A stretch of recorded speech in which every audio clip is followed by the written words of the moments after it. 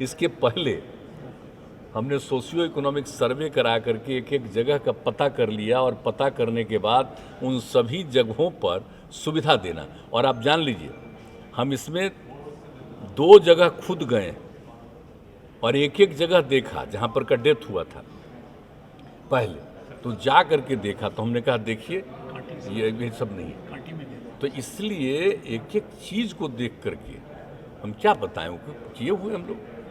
और उसके बाद देख लीजिए कि इस बार तो खैर कोरोना का दौर चला आया, लेकिन उसके बाद से एईएस पर असर कम से कम हुआ, इसमें कोई शक नहीं। और कहाँ पर क्यों हो जाता है, दूसरे जगहों पर भी हो रहा, तो उसको हम लोग दिखवा रहे हैं कि हर चीज़ में बच्चों को रात में कहीं ठीक ढंग से किया नहीं किया, अगर रात में कोई बच्चे को हुआ तो तुरंत देखना और तत्काल उसको ले जाना, ये सब बात हम लोग गाइडलाइन किए।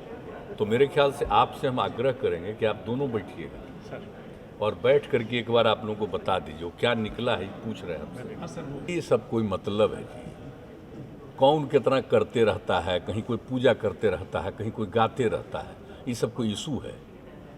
अब अपना अपना विचार है, हम लोगों का यही सब विचार है। हम तो सबको मान करके चलते हैं इन सब चीज़ों को कि हाँ सबको करना चाहिए। अभी जब कोरोना वाले में हम लोग गाइडलाइन दिए थे, कोई बाहर जा रहा था? बोलिए तो, कहीं इधर उधर नहीं जा रहा था।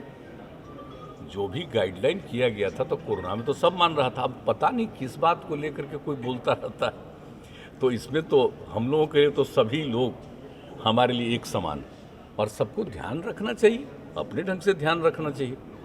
लेकिन इन सब विषयों पर कोई चर्चा करने का क्या मतलब? कोई सुनता, कोई ना कोई सब तो करता ही रहता है बाहर। तब फिर कोरोना का दौर चल रहा है तो इसमें फिर गाइडलाइन होगा। लेकिन कोई एक धर्म की बात नहीं, सभी लोगों के लिए है कि सब लोगों को इन सब चीज़ों का ध्यान रखना चाहिए। कहीं पब्लिकली बाहर बहुत बड़े पैमाने पर, तो अभी तो उस तरह का कई तरह की दिया गया है ना उनको अनुमति। ये हम लोग शुरू से इसमें लगे हुए। हम पहले भी आप लोग पूछे थे, हम कह दिए थे 5-7 दिन लग जाता है। तो इसीलिए इससे हम लोगों को कहवा दिया कि एक एक चीज़ को किया जा रहा है। हम लोग भी एकदम कंसर्न हैं बेटे, एकदम फालतू रिसर्च होगा। आप जानते नहीं, हम तो आप लोगों से आग्रह करेंगे कि जो 19 में आया था और उसके बाद जो हम वहाँ जा करके एक एक चीज़ किए, और 5 आपको पूरे उस ज़िले में, तो उसमें 5 या इसको अनुमंडल को, ब्लॉक को हम लोगों ने चयनित किया कि मैक्सिमम वही हुआ। और उस 5 जगह पर कितना ज़्यादा, ये कोरोना के पहले ही, और कितना हम कई गांव में खुद गए ये देखने के लिए कि देखिए अगर कोई आदमी है उसको घर बना हुआ है कि नहीं। तो सब के लिए तेज़ी से ऐसे सभी परिवारों का उन सभी जगहों पर देख लीजिए, हर गांव में जा कर के कि लोगों का घर बना कि नहीं बना, एक एक चीज़ उसका घर बनवाइए, कोई दावा किया कि नहीं किया, एक एक चीज़ का सर्वे करवा करके हम लोग सारा काम करवाएं। तो अब पता नहीं कौन अध्ययन किया, जा कर के देख ले। हम तो 5 जिला की 5, एक जिले के 5 अनुमंडल प्रखंड की ब्लॉक्स की बात कर रहे हैं। मुजफ्फरपुर के 5 के बारे में हम कह रहे हैं जहाँ पर ये समस्या आई। तो उस समय तो बात थी, आपको मालूम है कि 19 में, ये तो बहुत पहले से न है ये, तो बहुत कंट्रोल हुआ था, फिर एक बार फैला था, कितना ज़्यादा फैला था। तो इसीलिए इतना ज़्यादा जा करके एक एक चीज़ देखना, और फिर 100 बेड का कैसे इमरजेंसी हॉस्पिटल कौन चीज़ नहीं बनवा दी हम लोग, हर चीज़ फंक्शनल। उसके बाद बहुत कम लोगों को हो रहा है और हर जगह के बारे में हम लोग हैं कंसर्न। लेकिन वो सबसे ज़्यादा चूँकि वहीं पर था, तो इसीलिए मुजफ्फरपुर में इसलिए सब कुछ करा दिया गया। अब पता नहीं अध्ययन नहीं किए हैं कि किए हैं, वो देख ले कि कितने लोगों का बन गया है। हो सकता है पहले का होगा, तो वो तो अभी ना बोल रहा है। हम तो इतना आग्रह करेंगे कि भाई हमको किसी ने कहा नहीं था, हम लोगों के मन में जो बात आई और जो 19 में तय की, अब देखिए आजकल लिख रहा है।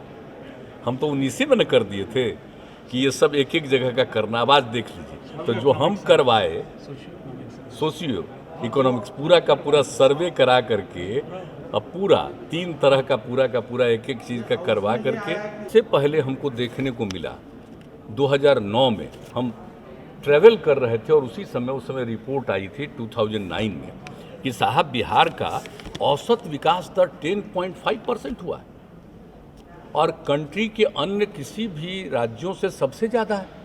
तो उसके बाद से हम लोग इसको देखने लगे कि भाई हम लोग काम कर रहे हैं तो हम लोगों का विकास का दर बढ़ रहा है, ये तो बड़ी अच्छी बात है। तो आप सोच लीजिए कि राज्य सरकार ने जो मेहनत करना शुरू किया, तो जो औसत विकास का दर राज्य का है या अन्य राज्यों का प्रति वर्ष का विकास दर है, उससे ज़्यादा अगर बिहार में इस गरीब राज्य ने किया तो मानिएगा ना भाई कि राज्य सरकार और राज्य के स्तर से कितना मेहनत किया जा रहा है। तो ये सब तो काम किया जाए, ये सबको जानना ना चाहिए। और बिहार तो पिछड़ा राज्य है ही, आप तो लिख रहे थे, हमको तो ठीक ही लग रहा है कि सबसे पिछड़ा राज्य है, लेकिन कहाँ थे आप जरा देख लीजिए।